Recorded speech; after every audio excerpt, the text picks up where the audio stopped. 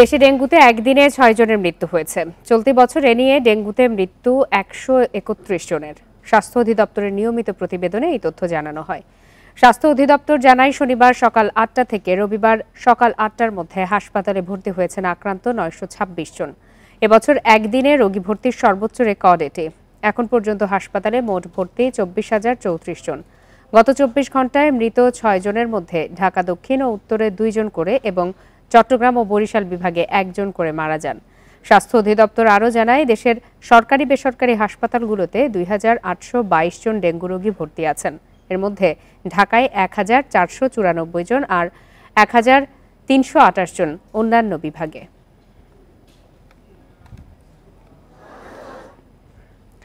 চট্টগ্রামে বাড়ছে ডেঙ্গু আক্রান্ত রোগী ও মৃত্যুর সংখ্যা। সেপ্টেম্বরে মারা গেছে ৪ জন। পরিস্থিতি বিবেচনায় আলাদা ওয়ার্ড খোলার সিদ্ধান্ত নিয়েছে চট্টগ্রাম মেডিকেল কর্তৃপক্ষ। এদিকে গত ২৪ ঘণ্টায় দেশে ডেঙ্গুতে আক্রান্ত হয়ে ৮৪৩ জন হাসপাতালে ভর্তি হয়েছেন। একজনের মৃত্যু হয়েছে। এ নিয়ে চলতি বছর ডেঙ্গুতে মৃত্যু ১২২ জনের। চট্টগ্রামে ৮ মাসে ডেঙ্গুতে মারা গেছেন ১২ জন। এর মধ্যে কেবল সেপ্টেম্বরে মারা গেছেন ৪ জন। গেল ২ মাস ধরে চট্টগ্রাম মেডিকেল কলেজ হাসপাতালের মেডিসিন ওয়ার্ডে বাড়ছে ডেঙ্গু রোগী। বর্তমানে ভর্তি আছেন ৪৫ জন। আবার পরীক্ষা করা চাই বললে ওষুধ চলে, স্যালাইনের প্যারাসিটামল চলে এখন, আর কিছু নয়। মোটার ওষুধ ছিটাই, কিংবা এখানে হসপিটালও কিন্তু ছিটাচ্ছে না। যদি ছিটাই তাহলে এই মহামারী রোগ থেকে মানুষ মনে করেন অন্তপক্ষে কিছুটা রেহাই পাবে। মশার ওষুধও ছেটানো হচ্ছে। আমার মনে হচ্ছে এডিস মশা হয়তো বৃদ্ধি পাচ্ছে, এবং দুপুরের দিকে এবং রাতের দিকে পশ্চিম বাকলিয়া ডিসি রোডের এলাকায় খুবই মশার উপদ্রব। ডেঙ্গু পরিস্থিতি সামাল দিতে এরই মধ্যে বিশেষ ওয়ার্ড চালু করেছে চট্টগ্রাম মেডিকেল কলেজ কর্তৃপক্ষ। মজুদ আছে পর্যাপ্ত কিট সহ ওষুধপত্র। হাসপাতালে ডেঙ্গুর পর্যাপ্ত ব্যবস্থা রয়েছে। একটা হচ্ছে ডেঙ্গু আইসোলেশন ওয়ার্ড করা হয়েছে, এবং যে সমস্ত এখানে যদি জায়গা না হয় তাহলে আমরা প্রত্যেকটা ওয়ার্ডে ডেঙ্গুর আলাদা কর্নার করেছি। ডেঙ্গুর পর্যাপ্ত পরিমাণ কিট আছে। তারপর হচ্ছে এখানে নর্মাল স্যালাইন যেটা ফ্লুইড ম্যানেজমেন্ট যেটা বেশি জরুরি, এটার জন্য নর্মাল স্যালাইনের পর্যাপ্ত ব্যবস্থা আছে। ডেঙ্গুতে মৃত্যু ও জটিলতা এড়াতে সময়মতো রোগীর চিকিৎসা শুরুর উপর জোর দিচ্ছেন চিকিৎসকরা। জাতীয় ওষুধ ছাড়া অন্য কোনো ওষুধ জ্বর কমানোর জন্য আমরা নিব না। আমরা অনেক সময় দেখি যে ডাইক্লোফেন বা অন্যান্য ব্যথার ওষুধ যেগুলো জ্বর কমানোর জন্য ইউজ করা হয়, অনেক সময় গ্রাম্য চিকিৎসক অথবা নিজেরাই জ্বর বেশি হলে এটা দিয়ে দেয়। এটা কিন্তু খুব খারাপ পরিণতি হতে পারে। চলতি মৌসুমে চট্টগ্রামের ডেঙ্গু আক্রান্ত হয়েছেন ৯৮৬ জন। এর মধ্যে ৫৬৫ জন নগরীর বাসিন্দা, বাকিরা বিভিন্ন উপজেলার। Ahsan Riton, independent news, Chattogram. সাবেক পানি সম্পদ প্রতিমন্ত্রী অবসরপ্রাপ্ত কর্নেল জাহিদ ফারুককে রাজধানীর বাড়িধারা থেকে গ্রেপ্তার করেছে র্যাব। রবিবার বিকালে র্যাবের লিগ্যাল অ্যান্ড মিডিয়া উইংয়ের পরিচালক লেফটেন্যান্ট কর্নেল মুনিম ফেরদৌস এই তথ্য নিশ্চিত করেছেন। র্যাব জানিয়েছে, জাহিদ ফারুকের বিরুদ্ধে বিভিন্ন থানায় একাধিক হত্যা মামলা রয়েছে। ছাত্র জনতার অভ্যুত্থানে ৫ আগস্ট প্রধানমন্ত্রীর পদ থেকে ইস্তফা দিয়ে দেশ ছাড়েন শেখ হাসিনা। এরপর থেকে আওয়ামী লীগ সরকারের মন্ত্রী, সাবেক প্রধানমন্ত্রীর উপদেষ্টা, প্রতিমন্ত্রী, সংসদ সদস্য এবং আওয়ামী লীগের নেতৃত্বাধীন জোটের শরিক দলের নেতারা গ্রেপ্তার হচ্ছেন। এখন পর্যন্ত শীর্ষ পর্যায়ের অন্তত ৩৩ জনকে গ্রেপ্তার করেছে আইনশৃঙ্খলা রক্ষাকারী বাহিনী।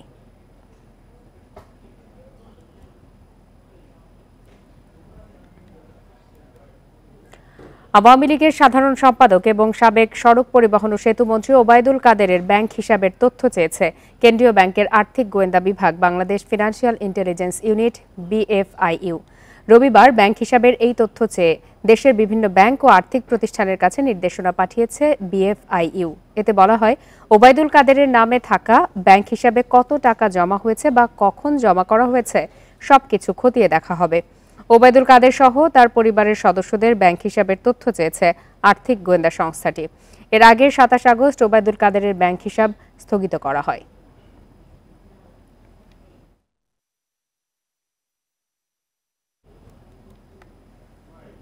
১০ বছর পর গুলশানে বিএনপি চেয়ারপারসনের রাজনৈতিক কার্যালয়ে দলটির নেতাদের সঙ্গে বৈঠক করেছেন কোনো ভারতীয় কূটনীতিক। বৈঠকে বিএনপির সঙ্গে সম্পর্ক আরও ইতিবাচক করতে ভারত আগ্রহী বলে জানিয়েছেন বিএনপি মহাসচিব মির্জা ফখরুল ইসলাম আলমগীর। জানান, সীমান্ত হত্যা, পানি বণ্টন সহ দুই দেশের নানা সমস্যা সমাধানের চেষ্টা করা হবে বলে আশ্বাস দেন ভারতীয় হাই কমিশনার প্রণয় বার্মা। ছাত্র জনতার অভ্যুত্থানে শেখ হাসিনা সরকারের পতনের পর বিএনপির সঙ্গে নতুন করে সম্পর্ক উন্নয়নের চেষ্টা শুরু করেছেন বিদেশি কূটনীতিকরা। এর অংশ হিসেবে বিএনপি নেতাদের সঙ্গে দেখা করেছেন যুক্তরাজ্য, ইউরোপীয় ইউনিয়ন, চীন, পাকিস্তান, রাশিয়া, মালয়েশিয়া, ইরান সহ বেশ কয়েকটি দেশের কূটনীতিক। এরই ধারাবাহিকতায় রোববার বিকেলে বিএনপি নেতাদের সঙ্গে বৈঠক করেন ভারতের হাইকমিশনার প্রণয় ভার্মা। দীর্ঘ 10 বছর পর বিএনপি নেতাদের সঙ্গে বৈঠক করতে গুলশানে দলের চেয়ারপারসনের রাজনৈতিক কার্যালয়ে যান কোনো ভারতীয় হাইকমিশনার। 1.5 ঘণ্টার বৈঠক শেষে বিএনপি মহাসচিব জানান, পরিবর্তিত রাজনৈতিক পরিস্থিতিতে দুদেশের সম্পর্ক উন্নয়ন নিয়ে আলোচনা হয়েছে। আমাদের পানি সমস্যার কথা বলেছি এবং সেগুলো দ্রুত সমাধান দরকার, সেই কথাগুলো বলেছি। আমাদের সীমান্তে হত্যা বন্ধ করার প্রয়োজন, সে কথাগুলো আমরা তাদেরকে বলেছি।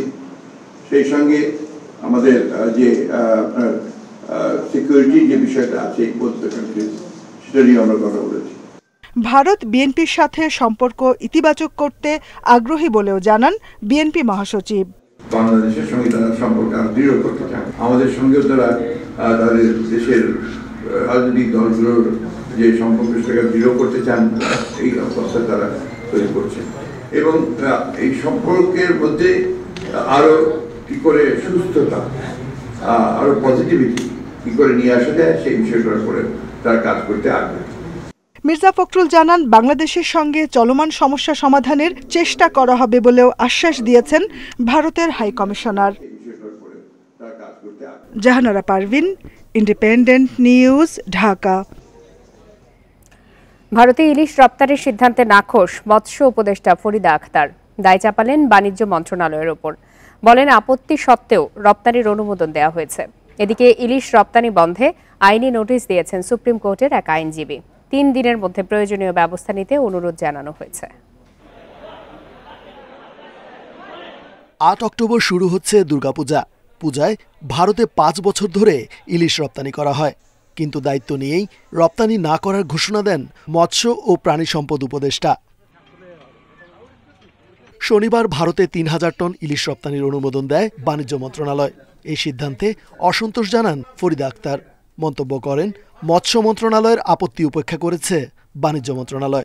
ভারতের যারা মৎস্য ব্যবসায়ী এবং বাংলাদেশের মৎস্য ব্যবসায়ী তারা একটা অনুরোধের প্রেক্ষিতে এটা বাণিজ্য মন্ত্রণালয় দিয়েছে। এর সাথে মৎস্য ও প্রাণী সম্পদ মন্ত্রণালয়ের কোনো সম্পর্ক নেই। আমাদের এখনো সেই কমিটমেন্টটা আগের মতোই আছে যে আমরা বাংলাদেশের মানুষের জন্য ইলিশ যেন প্রাপ্যতা নিশ্চিত করতে পারি। তবে বাণিজ্য উপদেষ্টা বলছেন, সরকারের শীর্ষ পর্যায়ের সিদ্ধান্তে ইলিশ রপ্তানি করা হচ্ছে। যারা এর বিরোধিতা করছেন তা আবেগ ছাড়া কিছু নয়। এটা 0.5%ও না, 1%-এর নিচে। তা আমরা কেন একটা ইসেকে ইমোশনাল একটা ইমোশনাল, আমাদের বাণিজ্যিক দিক তো সুবিধা আছে, এক্সপোর্ট ফরেন যে পাবো তো আমরা কিছু। দায়িত্ব মহল একজন বলেছে, আরেকটা আরো বড় দায়িত্ব মহল বলেছে পাঠানো যেতে পারে। ইলিশ রপ্তানি বন্ধে আইনি নোটিশ দিয়েছেন এক আইনজীবী। প্রয়োজনীয় ব্যবস্থা নিতে বলা হয়েছে মৎস্য সচিব, বাণিজ্য সচিব, রাজস্ব কর্মকর্তা ও সংশ্লিষ্টদের। বাংলাদেশের ইলিশ, বাংলাদেশের জনগণ এই পদ্মা নদীর ইলিশ থেকে বঞ্চিত হচ্ছে। বর্তমান সরকার যে অনুমোদন দিয়েছে ইলিশ রপ্তানি করা, সেটা প্রত্যাহার করার জন্য অনুরোধ করছি। নইলে আমরা এখানে 3 দিনের সময় দিচ্ছি, যদি তারা প্রত্যাহার না করে আমরা মহামান্য হাইকোর্টে রিট পিটিশন দায়ের করব। বাংলাদেশ থেকে যে পরিমাণ ইলিশ রপ্তানি হয়েছে তা উৎপাদনের মাত্র 0.29%। এদিকে 13 অক্টোবর থেকে 3 নভেম্বর পর্যন্ত ইলিশ শিকার বন্ধের নির্দেশ দেওয়া হয়েছে। রেজওয়ানুল হক, ইন্ডিপেন্ডেন্ট নিউজ, ঢাকা। মিথ্যা ও রাজনৈতিক হয়রানিমূলক মামলা প্রত্যাহারে 2টি কমিটি করেছে সরকার। রবিবার দুপুরে স্বরাষ্ট্র মন্ত্রণালয়ের জননিরাপত্তা বিভাগের নির্দেশনায় জানানো হয়, জেলা কমিটি প্রত্যাহারযোগ্য মামলা চিহ্নিত ও সুপারিশ করবে। যাচাই বাছাই শেষে চূড়ান্ত সিদ্ধান্ত নেবে মন্ত্রণালয়ের কমিটি। তবে প্রকৃত অপরাধী যেন ছাড় না পায় সে বিষয়ে সতর্ক থাকার তাগিদ আইনজীবীদের। রাজনৈতিক প্রতিহিংসা ও নানা কারণে বিভিন্ন সময় রাজনৈতিক নেতা, কর্মী ও নিরীহ ব্যক্তিদের বিরুদ্ধে দায়ের হয় নানা হয়রানিমূলক মামলা। এসব মামলা প্রত্যাহারের জন্য জেলা ও মন্ত্রণালয় পর্যায়ে 2 স্তরের কমিটি করা হয়েছে। যেসব মামলা প্রত্যাহার করা যাবে তা চিহ্নিত করে সরকারের কাছে সুপারিশ করবে এ কমিটি। জেলা প্রশাসকের নেতৃত্বে কমিটিতে অতিরিক্ত জেলা ম্যাজিস্ট্রেট ও পুলিশ সুপারও রয়েছেন। জেলা পর্যায়ের কমিটির কাছে রাজনৈতিক হয়রানিমূলক মামলা প্রত্যাহারে ডিসেম্বরের মধ্যে আবেদন করতে হবে, জমা দিতে হবে এজাহারসহ নথিপত্র। মন্ত্রণালয়ের কমিটিতে রয়েছেন আইন উপদেষ্টা, স্বরাষ্ট্র মন্ত্রণালয়ের জননিরাপত্তা বিভাগের সিনিয়র সচিব। জেলা কমিটির সুপারিশ, পরীক্ষা নিরীক্ষা ও প্রত্যাহারযোগ্য মামলা চিহ্নিত করে চূড়ান্ত সিদ্ধান্ত নেবে এ কমিটি। এতে আদালতের ওপর চাপ কমার পাশাপাশি নিরপরাধ মানুষের ভোগান্তি কমবে বলে মনে করেন আইনজীবীরা। তবে প্রকৃত অপরাধী যেন ছাড়া না পায় সে বিষয়ে সতর্ক থাকার তাগিদ তাদের। যখন মামলা করছে যে অজ্ঞাতনামা আরো অনেকে এর সাথে দেখা যাচ্ছে 200-300 জনের নাম দিয়ে দিচ্ছে, যাদের হয়তো এটার সাথে কোনো সম্পৃক্ততাই নেই, দেশের বাইরে থাকেন, বিদেশ থাকেন, তাদের নামও এখানে ঢুকিয়ে দেওয়া হচ্ছিল। একটা প্রতিহিংসামূলক একটা বিষয় চলে এসেছিল, তো ওগুলো এখন যাচাই বাছাই হয়ে বাদ পড়ে যাবে। তবে প্রজ্ঞাপনে বলা হয়, দুদকে যদি কোনো রাজনৈতিক হয়রানিমূলক মামলা থাকে, সংস্থাটি লিখিত আদেশ ছাড়া সেসব প্রত্যাহার করা যাবে না। Hasib Mahmud Shah, independent news, Dhaka. এখন থেকে প্রতি বছর ডিসেম্বরের মধ্যে সরকারি কর্মকর্তা কর্মচারীদের সম্পদের হিসাব জমা দিতে হবে বলে জানিয়েছেন জনপ্রশাসন মন্ত্রণালয়ের সিনিয়র সচিব ডক্টর মোহাম্মদ মোখলেসুর রহমান। দুপুরে সচিবালয়ে ব্রিফিংয়ে তিনি একথা জানান। সরকারের সিদ্ধান্ত জানিয়ে সিনিয়র সচিব বলেন, সরকারি কর্মকর্তা কর্মচারীরা প্রতি বছর 31 ডিসেম্বরের মধ্যে তাদের সম্পদের হিসাব দেবেন। তবে চলতি বছর সম্পদের হিসাব দিতে হবে 30 নভেম্বরের মধ্যে।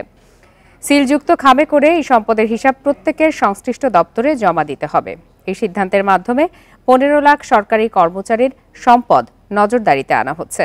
কেউ ভুল তথ্য জমা দিলে তাকে শাস্তির আওতায় আনা হবে বলেও জানান সচিব। সরকারি কর্মকর্তা কর্মচারীদের হিসাব নেয়ার ফলে দুর্নীতির লাগাম টানা সম্ভব হবে বলেও জানান মোখলেসুর রহমান। সম্পদ বিবরণী 31 ডিসেম্বরের মধ্যে জমা দিতে হবে প্রতি বছর। যেহেতু এই বছর আমাদের নতুন একটা বছর পাইনি, ভাঙা বছর, এই জন্য এই বছরেরটা 30 নভেম্বরের মধ্যে জমা দিতে হবে। এবং এটা কিভাবে জমা দিতে হবে? এটা সিলগালাকৃত খামে সংশ্লিষ্ট কর্তৃপক্ষের নিকট জমা দিতে হবে। শেখ হাসিনা পালিয়ে গেলেও আওয়ামী লীগের লোকজন ঘাপটি মেরে আছে। পুলিশ বাহিনী এবং সরকারি প্রশাসনে এখনও তাদের লোক রয়েছে বলে মন্তব্য করেছেন বিএনপির যুগ্ম মহাসচিব রুহুল কবির রিজভী। বিকালে যশোর স্বেচ্ছাসেবক দল আয়োজিত গণসমাবেশে তিনি এই মন্তব্য করেন। বলেন, শেখ হাসিনার প্রত্যাবর্তনের লক্ষ্যে আওয়ামী লীগ দেশে কৃত্রিম অরাজকতা সৃষ্টি করছে, দেশকে অস্থিতিশীল করে তুলছে। রুহুল কবির রিজভী বলেন, শুধু পুলিশ বা প্রশাসন নয়, বিচার বিভাগও ছিল শেখ হাসিনার কবজায়। বিচারক, বিচারপতি পদে নিজের লোক দেখিয়েছেন। খালেদা জিয়া সহ বিএনপির নেতাকর্মীদের সাজা দিতে তিনি এই অপতৎপরতা চালান।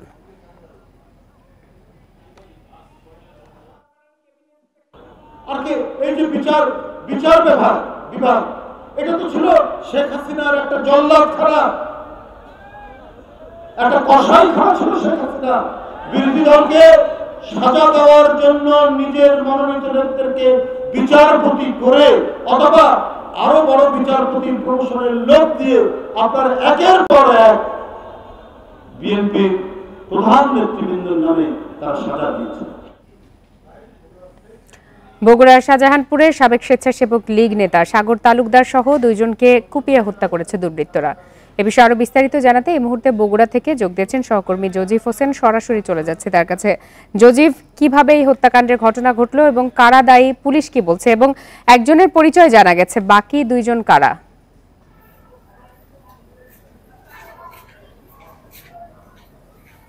দেখুন, এই বগুড়ার আজকে শাহজাহানপুরে সাবরুল এলাকায় আসলে সন্ধ্যার পরে এই শাহজাহানপুরের যে শীর্ষ সন্ত্রাসী বলা হয়, ওখানকার অধিবাসী কিংবা গ্রামবাসীরা যারা বলছেন যে সে চাঁদাবাজি, মাদক ব্যবসা থেকে শুরু করে হত্যাকাণ্ডের সাথে জড়িত ছিল, এই কারণেই তাকে শীর্ষ সন্ত্রাসী বলে তারা আখ্যায়িত দিয়েছেন।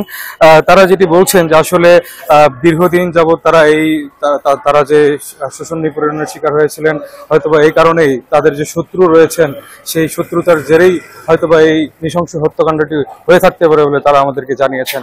তো এই ক্ষেত্রে আসলে এখনো পর্যন্ত যে নিহত রয়েছেন এই দুইজন, সেই নিহত দুইজনের কিন্তু লাশ এখনো এই জিয়া মেডিকেলে নিয়ে আসা হয়নি। তবে এখানে সেনাবাহিনী রয়েছেন এবং পুলিশের সদস্যরা রয়েছেন, তারা পরিস্থিতি নিয়ন্ত্রণে যাতে কোনো ধরনের অপ্রীতিকর ঘটনা না ঘটে এই হত্যাকাণ্ডকে ঘিরে, সেই জন্য কিন্তু আইনশৃঙ্খলা বাহিনীর সদস্যরা তৎপর রয়েছেন।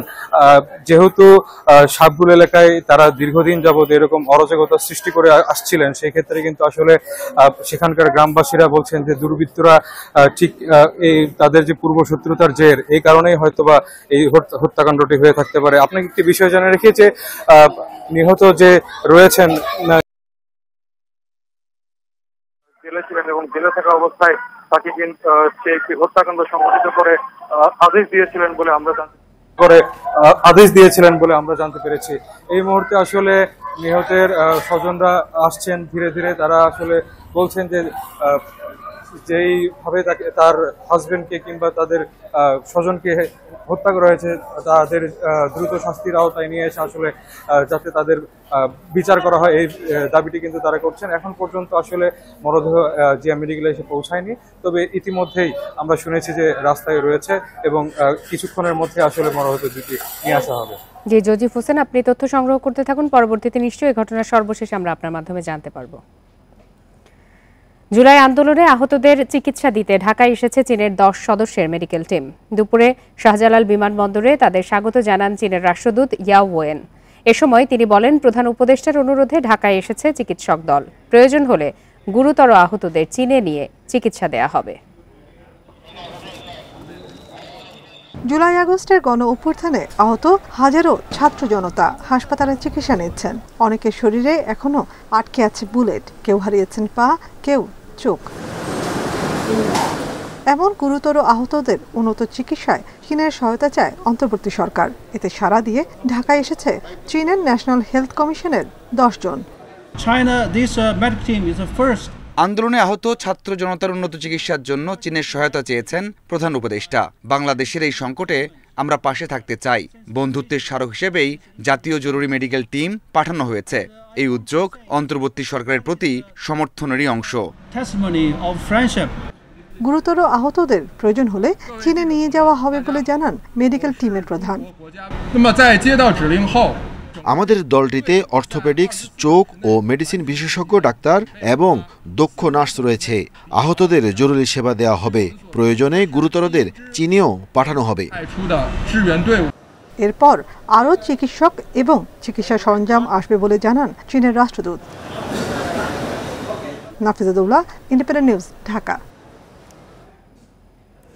112 দিন পর খুলল ঢাকা বিশ্ববিদ্যালয়। রবিবার সকাল থেকেই ক্যাম্পাসে ছাত্র শিক্ষকের সরব উপস্থিতি দেখা যায়। সকালে সিনেট ভবন চত্বরে বৈষম্য বিরোধী আন্দোলনে নিহতদের স্মরণে নীরবতা পালন করে বিশ্ববিদ্যালয় প্রশাসন। এ সময় উপাচার্য বলেন, বিভিন্ন চ্যালেঞ্জ নিরসনে কাজ চলছে। ছাত্র শিক্ষকদের সরব উপস্থিতিতে আবারও প্রাণোচ্ছল ঢাকা বিশ্ববিদ্যালয় ক্যাম্পাস। কোটা সংস্কার আন্দোলনের কারণে 112 দিন বন্ধ থাকার পর শুরু হলো ঢাবির শ্রেণী কার্যক্রম। রোববার প্রথম দিনে কয়েকটি বিভাগে ক্লাস হয়। প্রায় 4 মাস পর ক্যাম্পাসে ফিরে নতুন স্বপ্ন এবং প্রত্যাশার কথা জানান শিক্ষার্থীরা। তাদের আশা, ক্লাস পরীক্ষার ক্ষতি যেন দ্রুতই পূরণ হয়। যেভাবে আমাদের 3 মাস সময় আমাদের ইউনিভার্সিটি লাইফ থেকে চলে গিয়েছে, তারা যেন 3 থেকে 4টা সেমিস্টারের মধ্যে এই 3 মাস সময়টা যেন পুষিয়ে নেয়। কোনো আধিপত্যবাদ যেন বিশ্ববিদ্যালয়ে ফিরে না আসে জানিয়ে অনেক শিক্ষার্থী ছাত্র রাজনীতি না থাকার পক্ষে মত দেন। ছাত্র রাজনীতি আমাদের স্টুডেন্টের কাছে কখনো কোনো সুফল বয়ে আনেনি। এই যে নতুন সমন্বয়ক রাজনীতি আবার চালু হইতেছে, এটা আমি ডিরেক্ট বলি যে এরকম কোনো কিছু করার প্রয়োজন নেই। তবে শিক্ষকরা বলছেন, ছাত্র রাজনীতির বিষয়টি পর্যালোচনা করা উচিত। যে একেবারে রাজনীতি শূন্য করে দেওয়ার যে প্রক্রিয়া, সেটা পক্ষে আমরা নই। কারণ প্রত্যেক মানুষ মাটির রাজনৈতিক, তার চিন্তাভাবনা রাজনৈতিক, তার আচরণ রাজনৈতিক। রোববার সকালে নবাব নওয়াব আলী চৌধুরী সিনেট ভবন চত্বরে ছাত্র জনতার অভ্যুত্থানে শহীদদের স্মরণে নীরবতা পালন করা হয়। সেখানে উপাচার্য বলেন, শিক্ষা কার্যক্রমের ক্ষতিপূরণের পরিকল্পনায় প্রশাসন। কিছু দ্বন্দ্ব তৈরি হয়েছে বিভিন্ন ক্ষেত্রে, সেটিও নিরসনে আমরা প্রয়োজনীয় পদক্ষেপ নেওয়ার চেষ্টা করছি। সামনে আমাদের বেশ কিছু বড় মাপের চ্যালেঞ্জ রয়েছে। কিছু সময় আমরা পড়াশোনার মধ্যে থাকতে পারিনি, সেটি কি করে দ্রুত পুষিয়ে নেওয়া যায় সে বিষয়ে আমাদের কিছু পরিকল্পনা আছে। শিক্ষক শিক্ষার্থীরা যে মানসিক ট্রমার মধ্য দিয়ে গেছে তা কাটিয়ে উঠতে সবার সহযোগিতা চান ঢাবি উপাচার্য। সুলতানা জাহান মিতু, ইন্ডিপেন্ডেন্ট নিউজ, ঢাকা। টানা 2 দিনের অবরোধে অনেকটা স্থবির খাগড়াছড়ি ও রাঙামাটির জনজীবন। হামলা ও সহিংসতার পর এখনও থমথমে 2 জেলার পরিস্থিতি। রাঙামাটিতে 144 ধারা প্রত্যাহার করা হয়েছে, তবে যুগ্ম ছাত্র জনতার অবরোধের কারণে দ্বিতীয় দিনের মতো বন্ধ আছে সড়ক ও নৌ যোগাযোগ। সাজেকে আটকা পড়েছেন অন্তত 1,500 পর্যটক। পাহাড়ে হামলা, সংঘর্ষ ও সহিংসতার জেরে দ্বিতীয় দিনের মতো অবরোধে কার্যত অচল খাগড়াছড়ি ও রাঙামাটি। ঢাকা চট্টগ্রামের সাথে বন্ধ আছে পণ্য ও যাত্রীবাহী যান চলাচল। হামলা সহিংসতার শঙ্কা থাকায় অনেকেই খোলেনি দোকান। যান চলাচল বন্ধ আছে। এখন আমাদের নিত্যপণ্য জিনিস পেঁয়াজ রসুন ওগুলা যেগুলো আসার কথা ওগুলা তো আসতে পারে না। দিন আনি দিন খাই, কথা বুঝছেন, আর আমরা রিস্ক নিয়ে যাওয়া আসা করতেছি। অবরোধের সমর্থনে রোববার সকালে খাগড়াছড়ি সাজেক সড়ক, পানছড়ি রামগড় সড়কে টায়ার জ্বালিয়ে বিক্ষোভ করে অবরোধকারী যুগ্ম ছাত্র জনতা। বৃহস্পতিবার হামলা ও আগুনে খাগড়াছড়ির লারমা স্কোয়ারের 120টি পাহাড়ি ও বাঙালিদের দোকান পুড়ে গেছে। পুঁজি হারিয়ে ভবিষ্যৎ নিয়ে দুশ্চিন্তায় এসব ক্ষুদ্র ব্যবসায়ী। আমরা একেবারে মেনে নিতে পারতেছি না, এত স্বল্প সময়ের মধ্যে যে কিচ্ছু বাঁচাতে পারে নাই। লুটপাট করে নিয়ে গেছে, আমাকে ফোন করে জানায়, এরপরও তো আগুন ধরা দিয়ে সবকিছু শেষ। এদিকে যান চলাচল বন্ধ থাকায় সাজেকে বেড়াতে গিয়ে আটকা পড়েছে প্রায় 1,500 পর্যটক। সড়ক পরিস্থিতি স্বাভাবিক হওয়ার আগে তাদের ফিরিয়ে আনার সুযোগ নেই বলছে প্রশাসন। সবাই খুব সিকিউর আছে, পরিস্থিতি স্বাভাবিক হয় আমরা খুব সেফলি তাদেরকে মুভ করাবো। রাঙামাটিতে জারি করা 144 ধারা প্রত্যাহার করেছে প্রশাসন। শহরের পরিবেশ কিছুটা থমথমে হলেও কোনো সংঘর্ষ বা সহিংসতার ঘটনা ঘটেনি। তবে গুজব ছড়িয়ে অস্থির করা হতে পারে পাহাড়, এমন শঙ্কায় স্থানীয়রা। গুজবের মতো, যেমন রাত্রেও ঘুমাতে পারি না, এদিক থেকে আতঙ্ক, এদিকে আতঙ্ক। আতঙ্কের ভিতরে আছি, মানে বলার মতো না। এটা একটা আমরা শান্তিপূর্ণ একটা সমাধান চাই। এদিকে রোববার সকালে ঘটনাস্থল পরিদর্শন করেছেন রাঙামাটি জেলা প্রশাসক, পুলিশ সুপার, সেনা ডিভিশন কমান্ডার সহ জেলার ঊর্ধ্বতন কর্মকর্তারা। কোনো অপরাধকারী যে আইন হাতে তুলে নিয়েছে তিনি কোনোভাবে ছাড়া পাবেন না। আমরা আহ্বান জানাবো সবাইকে এই পরিস্থিতি নিয়ন্ত্রণে সবাই যেন মিলেমিশে আমরা ভূমিকা রাখি। রাঙামাটিতে সহিংসতার ঘটনায় এখন পর্যন্ত 2টি মামলা হয়েছে। রেশমি নন্দী, ইন্ডিপেন্ডেন্ট নিউজ। আর এই ছিল আজকের বিরতিহীন রাত 9টায় বাংলাদেশে। ইন্ডিপেন্ডেন্ট টেলিভিশনের সব খবরের আরও বিস্তারিত জানতে চোখ রাখুন ফেসবুক, ইউটিউব আর এক্সে। ধন্যবাদ এতক্ষণ সাথে থাকার